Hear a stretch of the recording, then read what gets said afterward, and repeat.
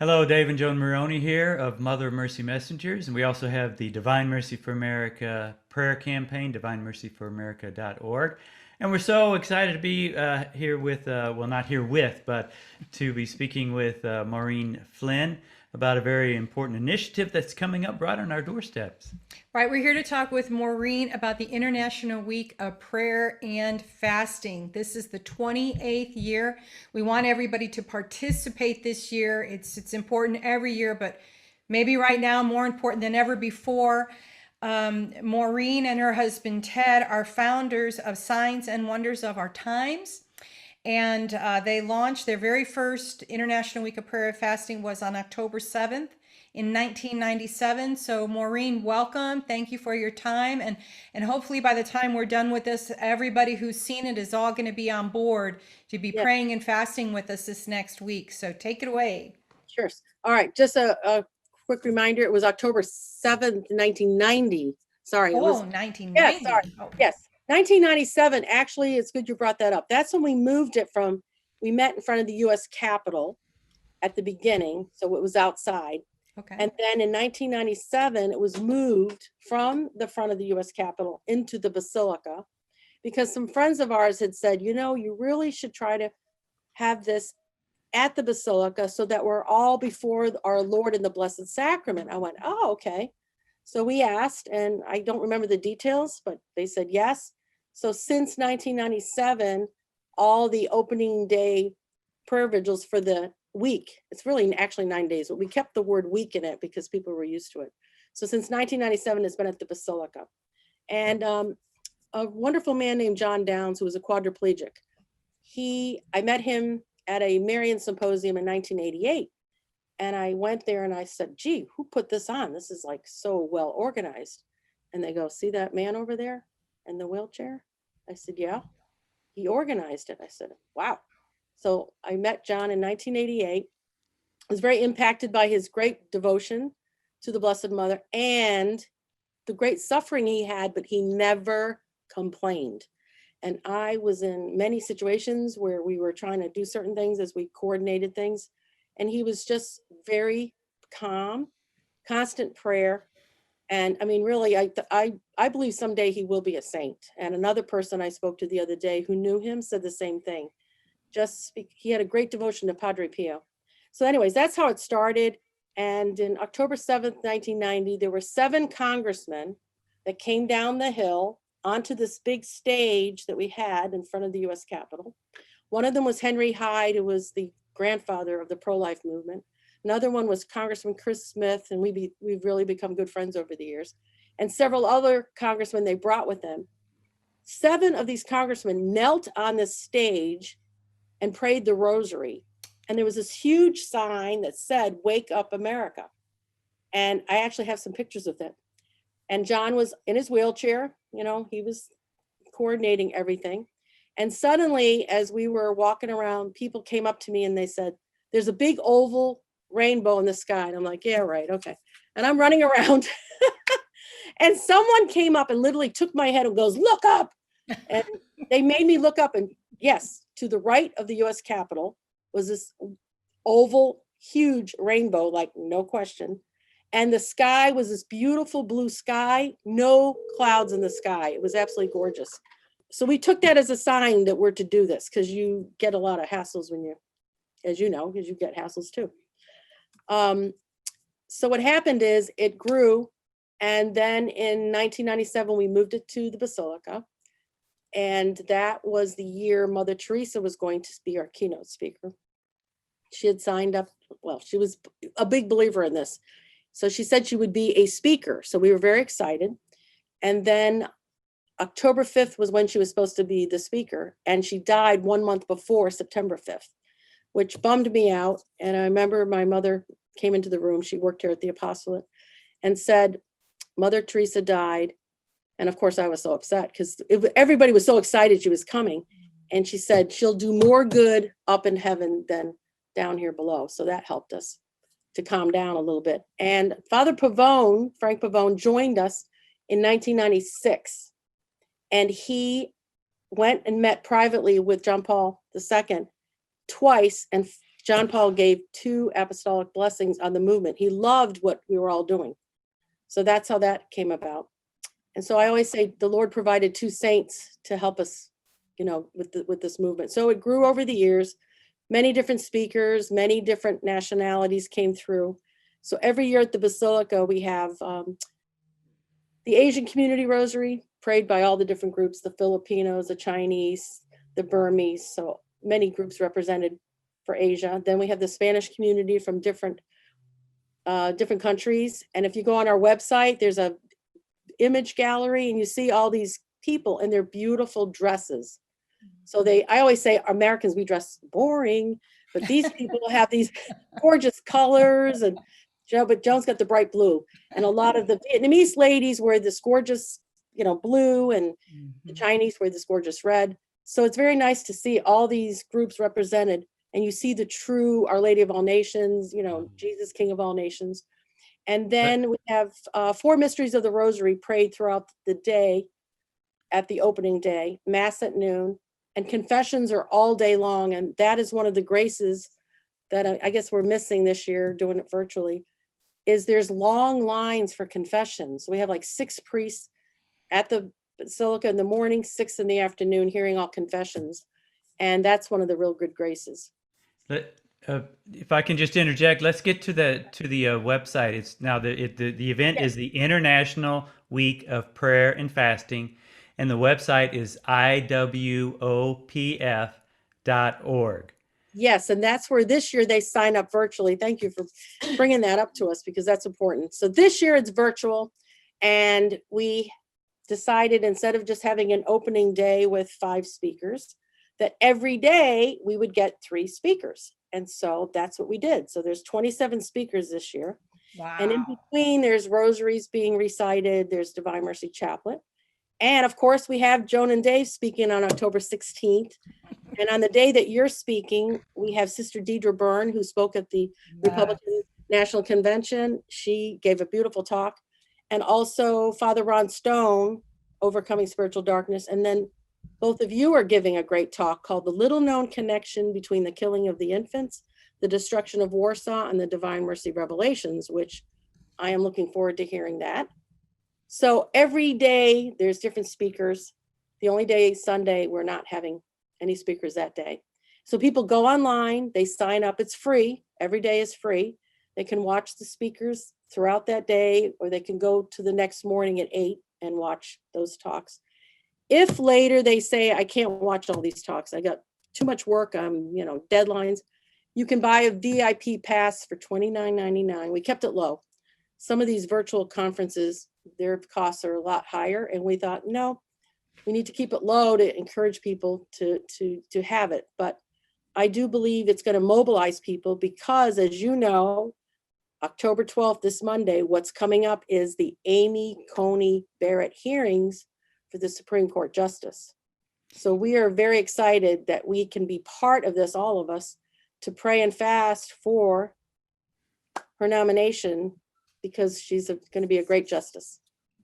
Maureen, the timing of it is incredible. So for everybody, it starts on October 12th, Columbus Day. So a lot of you will be off of work, hopefully. So you can, what time do the talks start? I want to talk about that kind of timing, but then the timing of this week. But I'm going to hold this up just so that people can see, but online, this says download the schedule right on the home page. And so they can download the whole thing. Every day there's a page like this. Okay. So for example, the first day, 10 a.m., there's Mass, a live stream Mass with Father Frank Pavone. So he starts it off. And then we have Patricia Sandoval, who's one of the first speakers. And she's this on fire Hispanic young woman who talk about divine mercy. You'll probably want to have her on your show one of these days, because she's truly God's mercy. And she's a beautiful woman, but went through a very difficult time. I don't want to ruin the story, but talk about a great, incredible testimony. It's very powerful. Then Deacon Harold Burke Sivers, a lot of people know him from EWTN. He talks about the power of fathers. Strong fathers are key for strong families. And then all these studies coming out that if the father in the family is very strong in his faith, and the mother strong in her faith, most of the children will follow the faith. Right. If the father is strong, but the mother's not, yes, they'll still be involved. But it's when the father's not involved and the mother is, it even declines more about the children practicing the faith. So there's all these actual studies on this. So he's talking about the importance of strong fathers, spiritual fatherhood, then makes the strong families and strong marriages. So he's great.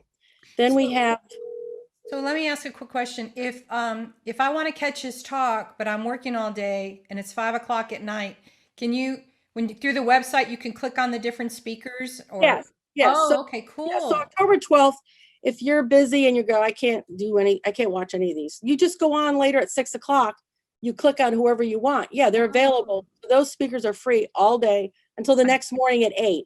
Okay. The next morning at 8 begins the 13th. Okay. But let's say 3 days later, you go, shoot, I want to go back to October 12th. You won't be able to. It's just the way it's set up because it's Unless you go ahead. VIP pass for $29.99. So I tell people, hey, it's a donation. It's not Right. that expensive. And you can get your family and friends over Thanksgiving and say, hey, I've got a couple good videos I want you to watch. Wow. And then you yeah. can watch it at any time. Right. You can watch it anytime you want because you get a that's login. They give you a $30. login. I mean, you Yes. spend to go to a conference, how much more do you spend, or even to watch a movie or something and have all And just these to donate to such a good cause for, Right. in these times. My goodness. Kept it small. A couple people are like, well, you should increase a little bit. I said, no, I'd rather more people sign up. I'm going to trust the Lord on this.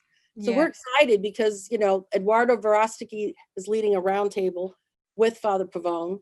And that's really interesting because he talks about how he started Bella, and then he's like this incredible pro-life activist, raises money for all these pro-life centers. And he's just such a great example to a lot of the young people now. And he never married so far. Not yet. And of course, a lot of the women are like, would like to meet him. But anyways, just a wonderful, he's a wonderful example of, being a strong man for the Lord. And then we have Ben Watson. Before that, we have Bishop Joseph Strickland. Yay! I am so excited because he is one of my heroes. And I've been watching what he's been saying and doing as a bishop. And I'm just so happy that he said yes and he would be with us.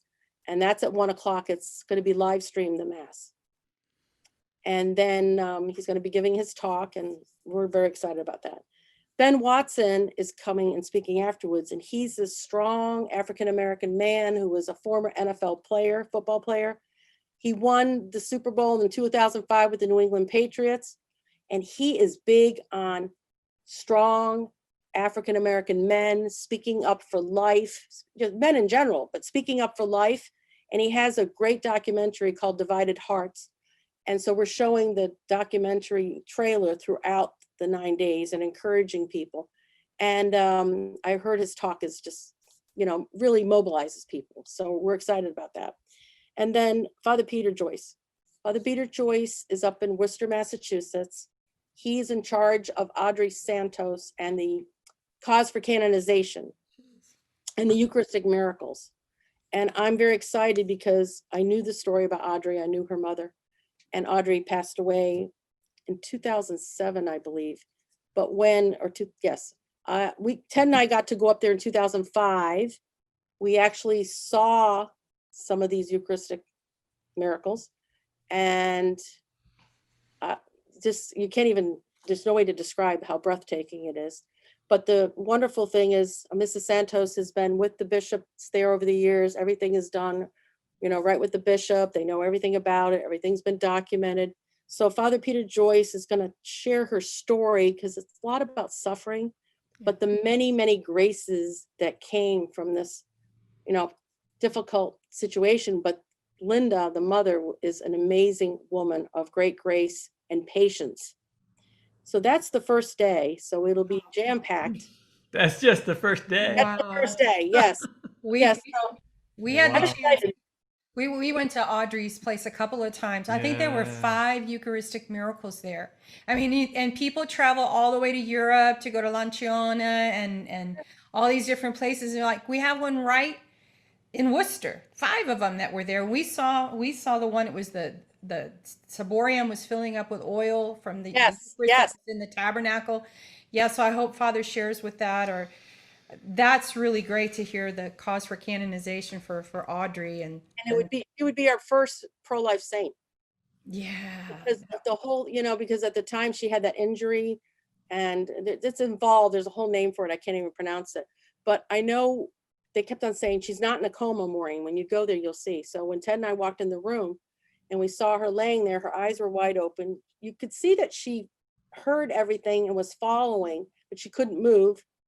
And her skin was just beautiful. So here's someone who had been, in bed for over 20 years. And just the great love that the family exhibited for her. And then talk about a signs and wonders place. I mean, there's a lot of amazing documented miracles that occurred there. And I am just so blessed we were able to get there before, she went to her eternal reward. So it's going to be a great day. And I'm praying that things open up quickly for her to become on the way to sainthood. He's in charge of her whole cause. Wow. So it will start on Monday the 12th and go all the way through. So it's 9 days. It's 9. So it's like a novena, really. Yes. So through the last day we have, I'm looking at my board over here. The last day we have Teresa Tomeo, and then we have my husband, Ted, who will give a talk on his new book, Diabolical Disorientation, and Father Chris Alar. So that'll be sort of like the ending. And so there's great speakers every day. There's great speakers. I mean, I'm just thankful for the Lord bringing us these people. And I think it's to encourage everybody out there. I think in these times of what seems to be darkness, although I see a lot of light, I think we've talked about this. There's so much happening as evil is being exposed in all these different spheres, whether it's Hollywood, whether it's the government, whether it's our church. People are saying, dear Lord, look at all this stuff. But is the pus coming out? Is the evil being exposed? Because only then can we have healing. right. And I see that the light of the Lord is coming in. Darkness is being exposed. And I just believe some great, great things are coming. How it all happens, I don't know. But I'm expecting something so beautiful that's coming down the road. Yes, there is some suffering. Yes, there's hassles with this coronavirus, but I do believe that some great good is coming and some wonderful, wonderful things are coming, and great divine mercy. And that's what in St. Faustina, she talked about it those times when because there's a lot of people that have fallen into despair and are really struggling in these times. But Jesus told when St. Faustina felt that way, but Jesus told her, he said, that's when I'm closest to you. So, and that can bring great comfort, to know that when you feel like that, Jesus can be right there. Right there. Well, go ahead. Well, the other thing is that, we know Our Lady says, in the end, my Immaculate Heart will triumph. And we just celebrated Our Lady of Victory, Our Lady of the Rosary, and recalling throughout history how when it looked like, the opposition was so great and we were, fighting against great odds, that the Lord had, responded, and victory, all kinds of strange phenomenon happened, from fogs to storms to, things that the Battle of Lepanto, and Jan Sobieski, how he held off in Vienna, the Ottoman Empire, and on and on and on. But you can't have a triumph or a victory unless there's a battle. Exactly. So we're in the battle, and we're fighting it the way heaven has told us. Prayer and fasting and, making acts of reparation, penance. And so right now we just completed the 54-day Rosary Novena. I know many groups were doing it. That started on the Feast of the Assumption on August 15th. And we just finished on October 7th. And I know some other groups are continuing. They have them finishing up like on Election Day. So there's rosaries are still being prayed. But the kind of cute thing is, after we finished on the 7th, we've been getting emails from people saying, now what do we do? Oh, Or we've just finished this novena, and they've gotten into the habit of doing these prayers every day. Many people said they never completed the Rosary Novena before, but we've helped them along. So I think what's great now that we want to share, and one reason we're interviewing you today is to tell people, okay, now continue with your prayers, Continue it. but add the fasting to it. Do you want to talk a little bit about the fasting Yes, I'll aspect? talk about the fasting. So, our I know Our Lady at Medjugorje and the first 7 apparitions have been approved by the church, which is a lot of people don't realize that. Of course, there's so many, and they're probably going to wait until the apparitions cease to really make rulings on all the other ones. But Our Lady talks a lot about fasting at Medjugorje and many other apparitions in the past, but especially there.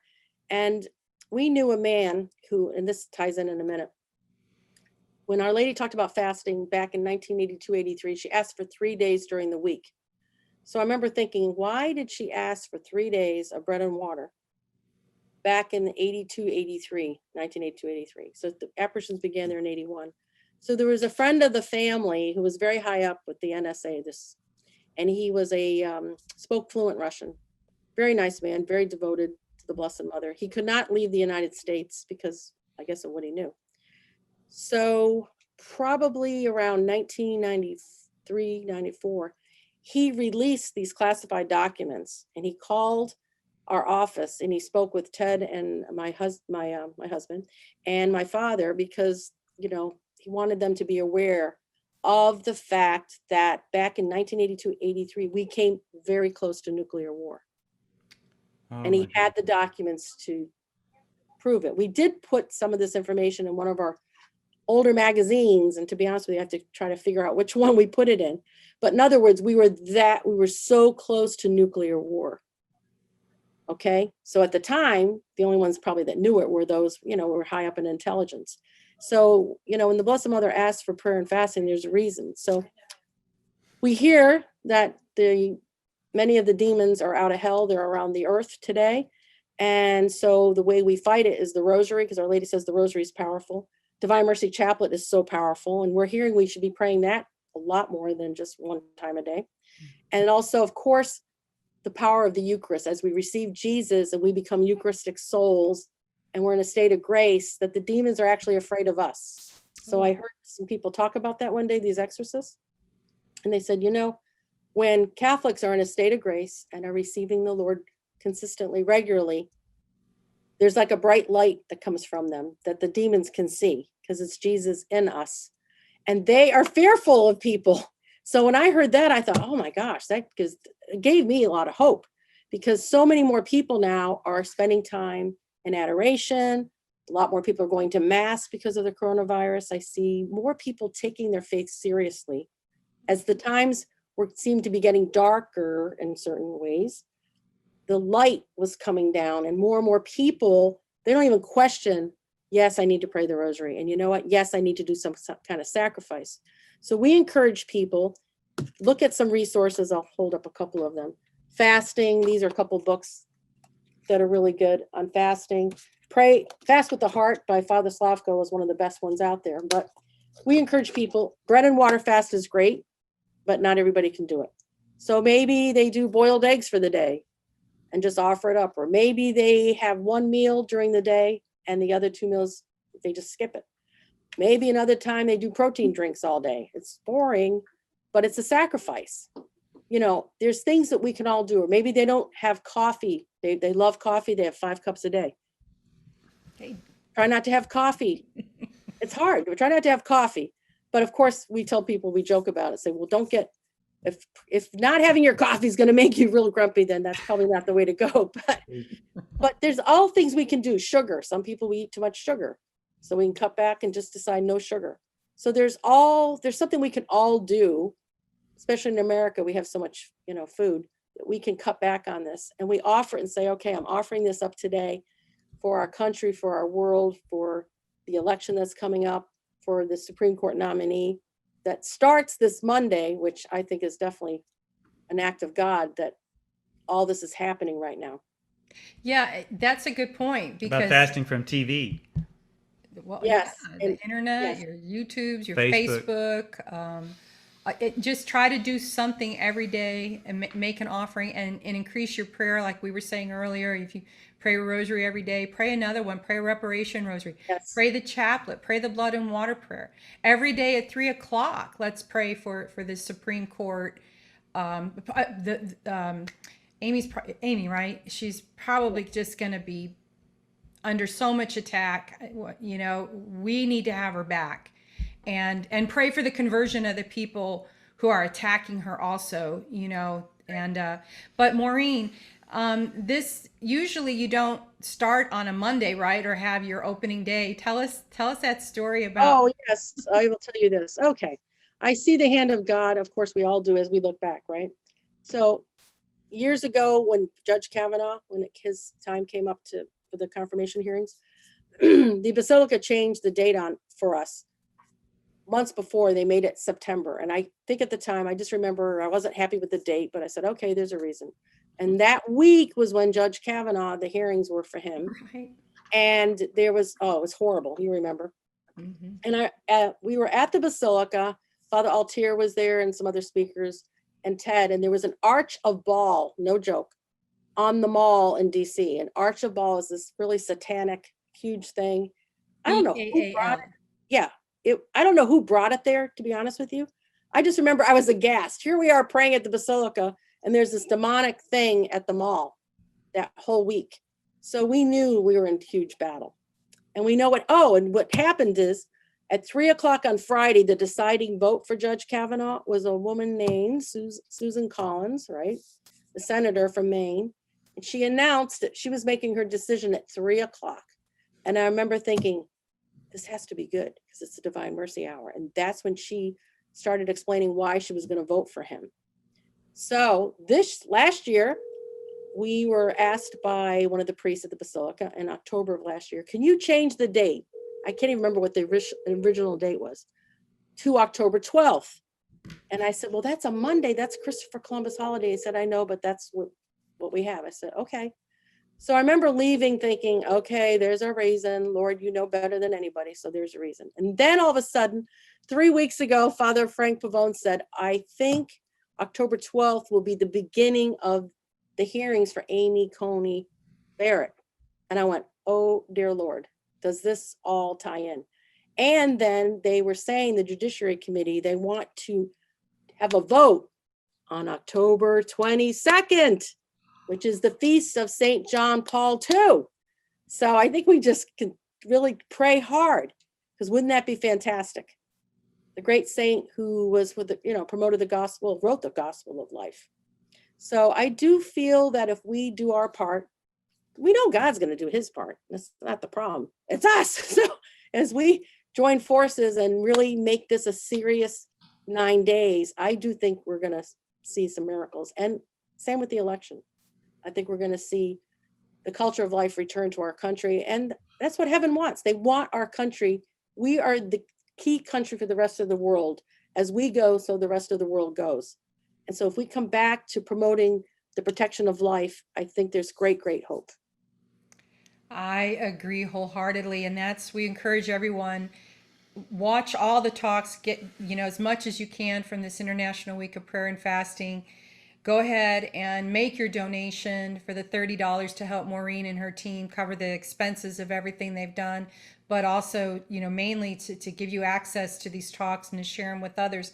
And the one, like Maureen said, that we're doing on the 16th, the little known connection between the killing of infants, the destruction of Warsaw, and the Divine Mercy Revelations, shows how Poland, this whole life issue, was huge, and how at a time when abortions actually were taking place in Poland in the 1930s. People don't know this. I don't want to give the whole talk away, but how Jesus came with his message of mercy, and how, because the Poles did embrace it, because of the role of Pope John Paul II, and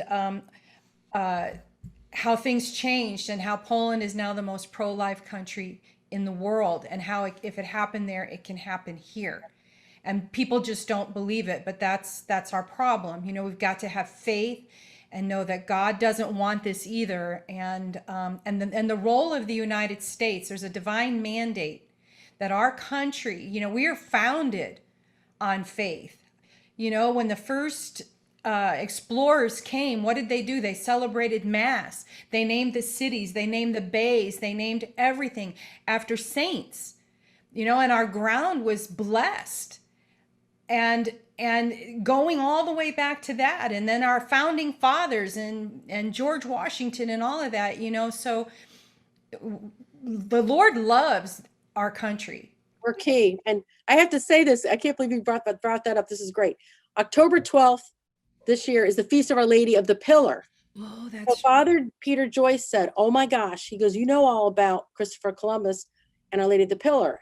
And he's going to give a little talk about that also.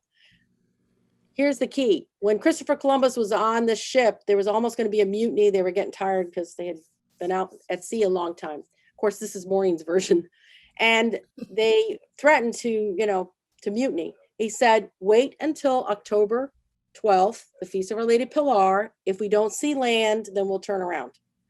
And in the morning at 4:00 of October 12th, Feast of Our Lady Pilar, they saw the land, they saw America. And the first Mass that we know of was offered on October 12th, 1492 for the New World. So I think there's some big significance coming up, all of this.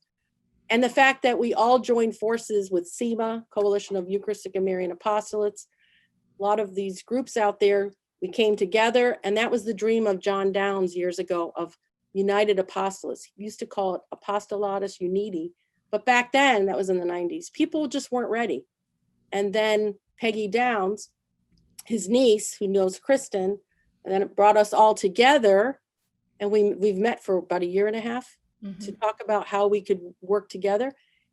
And it's beautiful because I've been thinking a lot about John, and I know he's up there. And here his vision, what he wanted of all these groups coming together, has finally begun to happen. The two pillars, he always talked about St. John Bosco and the two pillars that, our Lord in the Eucharist and the Blessed Mother. He used to always talk about that. So I feel very, very, very hopeful. And I just love how all the dates coincide, like we've said, throughout history. And so this time, what a great, exciting time to be Catholic, to be faithful, to be devout. So, and true, and CEMA, the Coalition for Eucharistic and Marian Apostolates, it has been wonderful for us to join together and to share resources. We've all grown. We've all been able to multiply what we do by sharing with each other. And that's why we're here, getting to know Maureen over these last year or so and promoting what she's doing. And she promotes with I got to know all about you guys because Yeah. we've known Father Seraphim Mikolenko and a lot of the Marian priests for years. And it's just been wonderful to see what you have all done and just everything that you do. I mean, your website is beautiful. You are so great at having these rosaries presented, and we're excited because we're going to be having your rosaries being recited throughout the week, along with the Gerards. They have a set of rosaries too. Another group that met with us for the coalition. So God is bringing all these wonderful people together for Heaven's army. Right. It's right. Dennis and Angelina Gerard, a Yes. Marian devotional movement out of Canada. Yeah. So we're joined with the Canadians too. So Great. Golly, Maureen, we know you've done a fabulous job. I mean, to get 27 speakers to all Wow. film their talks, get them to you for you to plan it and organize it. I can't take credit for it. It's a lot of other people. The Blessed Mother has brought a good team together, and all these people know different people. And, it just started building up, and people know who it's exciting to see how she uses all these people. So it's a team of people, great volunteers. And the other thing I want to mention, because the International Week of Prayer and Fasting will be coming off the heels of right now, we're in the Triumph Tour 2020, which is what CEMA came together initially to plan. And we had to go virtual with that, but that's been beautiful. So that started, it was 15 days of praying the rosary and a lot of times adoration at 15 different locations across the United States and a few locations in Canada. We started on September 29th, the Feast of the Archangels at Our Lady of Corpus Christi in Corpus Christi, Texas. And every night we've been someplace else. So if you're watching this now and you haven't had a chance to see any of those rosaries and holy hours, you can go to coalition of or Triumph Tour 2020.org is .com. I think it's .com. .com. TriumphTour2020.com, because I plan to go after we get through this week. I want to go back and see what all the groups have done that I've heard about the whole year. I haven't had a chance because of doing all this, and I can't wait to go back and see all the wonderful things that everybody's done. It's been great. We had, started off with a living rosary yesterday. There were children that were leading with the virtues, missionary virtues. We were out in seminary in California with Dr. John Anthony Lillis. This weekend, we're going to be in St. Augustine, Florida at the Shrine of Our Lady of La Leche. I mean, just phenomenal places. We were in Stockbridge for the Feast of St. Faustina. So check out triumphtour2020.com and you can go back and watch any of those. And then again, the IWOPF, International Week of Prayer and Fasting.org. Usually if you put it in, it'll come up, Yes, exactly. And I'm looking forward to you've got so many great speakers and masses and all. I want to just thank the two of you for all that you do for our Lord and Divine Mercy, because really you have just taken this to a great level. And I think to reach a lot of the younger people too, I think they're starting to realize this is pretty neat what's going on. And when you start seeing how everything ties in and what a great Saint Faustina was. And in fact, I heard about Divine Mercy from John Downes in 1988. He would pray the chaplet back then before. I think she may have been blessed back then. Not until she wasn't blessed until 1993. The diary had just come out. So he was one of the early people that I ever knew of promoting Faustina and the Divine Mercy Revelation. So that was 1988 when we met. And he kept that chaplet always being prayed. So he, really had a great devotion to Saint Faustina. And it's just great to see how this comes full circle. Mm-hmm. Awesome. Gosh. Okay. Well, wonderful. All right, Thank Maureen. you so much. Thank you. And you too. Thank you all Yes, for you and your joining team. us. God bless you all. Share My this video goodness. with others, and main thing is, join in the International Week of Prayer and Fasting. Fast. Go to divinemercyforamerica.org. Sign up with us. Be a part if you have devotion to Divine Mercy, to Our Lady. We teach you how to pray for our nation the way the Lord taught St. Faustina to pray for Poland. And if you've ever got any questions, you can email us or give us a call. And also, I'm sure you can reach Maureen through her website. So God bless you all. Thank you so much. Thank you, Maureen. God bless. See you soon.